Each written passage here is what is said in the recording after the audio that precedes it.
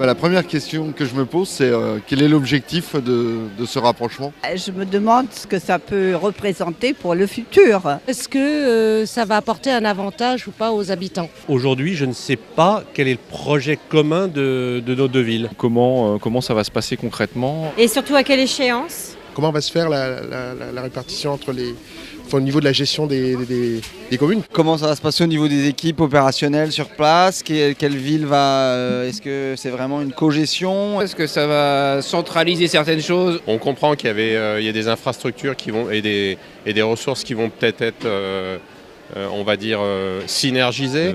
Une fusion dans certains cas de certains équipements. Savoir comment ça va se passer au niveau des impôts locaux déjà.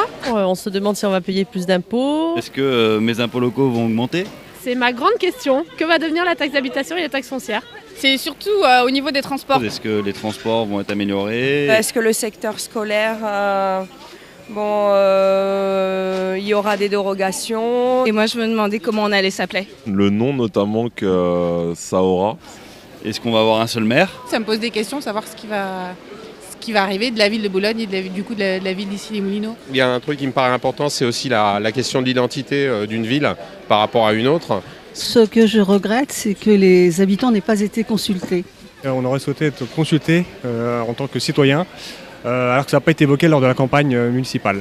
Donc j'aimerais bien qu'on soit consulté effectivement. J'ai vu qu'il y avait des prospectus et des communications lancées, mais oui, pour l'instant, j'ai pas beaucoup d'informations là-dessus. Je me pose pas mal de questions, mais j'ai l'impression qu'il y a déjà des éléments de réponse. Et je pense que pourquoi pas, une fusion ne peut pas nous faire de mal. Moi ça me plaît plutôt parce que j'ai l'impression que ce sont deux villes dynamiques. Une excellente aubaine pour les deux villes.